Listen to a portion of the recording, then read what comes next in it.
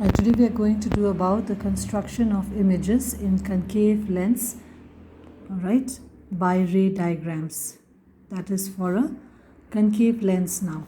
Now when the object is located at infinity, we are drawing the rays parallel to the principal axis. This is the principal axis and this is your concave lens. This is the optical center. Now these rays, after suffering refraction, alright, will bend away from the normal. Here also the rays are bending away. When we produce these rays backwards,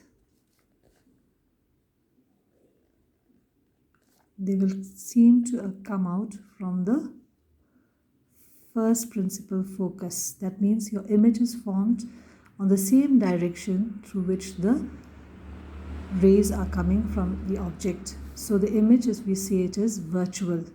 And when the image is virtual, it is always erect. The image is very, very small, so that means that it is diminished. The users are in a Galilean telescope.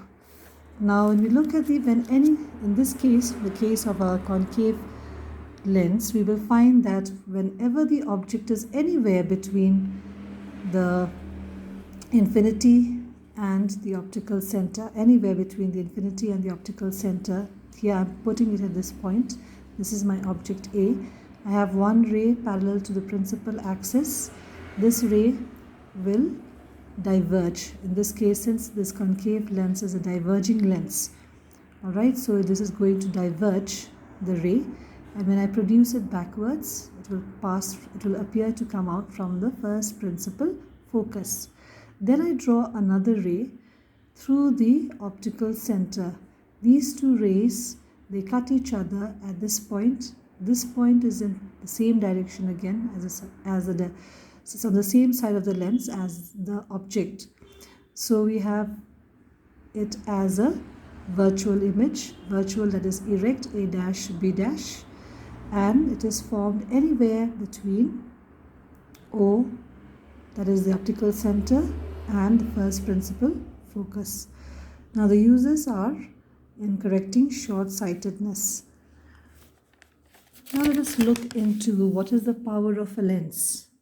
Power of a lens is a measure of the degree of convergence or divergence. Alright, how much the lens can converge or how much it can diverge the light rays. Or we can say it is the reciprocal of the focal length in meters. That means mathematically I can write power is equal to 1 by F in meters, in millimeters. Now this I can convert it again into centimeters. That is, this is meter in meters. Okay, this is not in millimeters, this is in meters. Then power is equal to 1 by F. If I want to convert to centimeter, that means this F I will divide by 100. This 100 will go up. You will get 100 upon F in centimeters. So this is power. Now the unit of power is called as diopter, that is D. Since the convex lens has got a positive focal length, so the power is going to be positive, and since the concave lens has got a negative focal length, so the power is going to be negative. Now we are going to look at the Cartesian sign convention from the textbook, page 68. This is the new Cartesian sign convention. That is, just like we had the Cartesian sign convention for mirrors, we are going to have the Cartesian sign convention for lenses.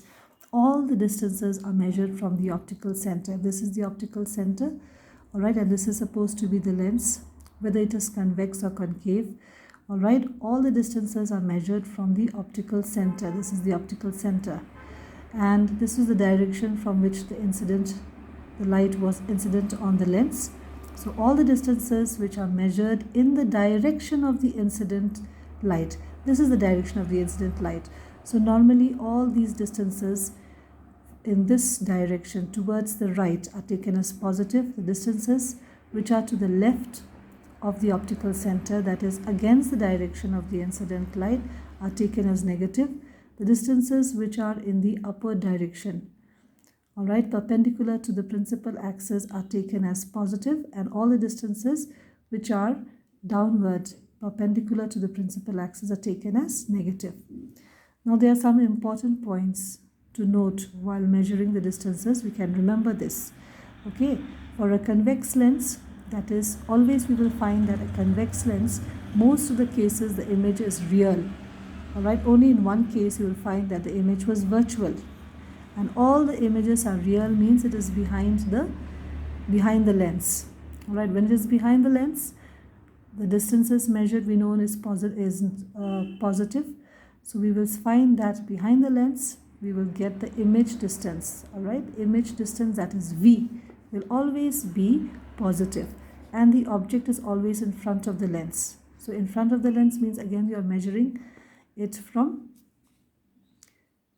the optical center to the object. Optical center to the object is against the direction, it is in the left, towards the left. Okay, then this is always going to be negative, and the focal length, that is the focus, is always again going to be positive. That is, focal is the distance from the center to the focal to the principal focus. The focal length of the lens is always positive in the case of a convex mirror when the image is real. But when the image is virtual, that means the image is also on the same direction here. That means U is already object distance. It is always on the left hand side. So when we measure the object, U is always going to be negative. That is the object distance. Image distance, that is V.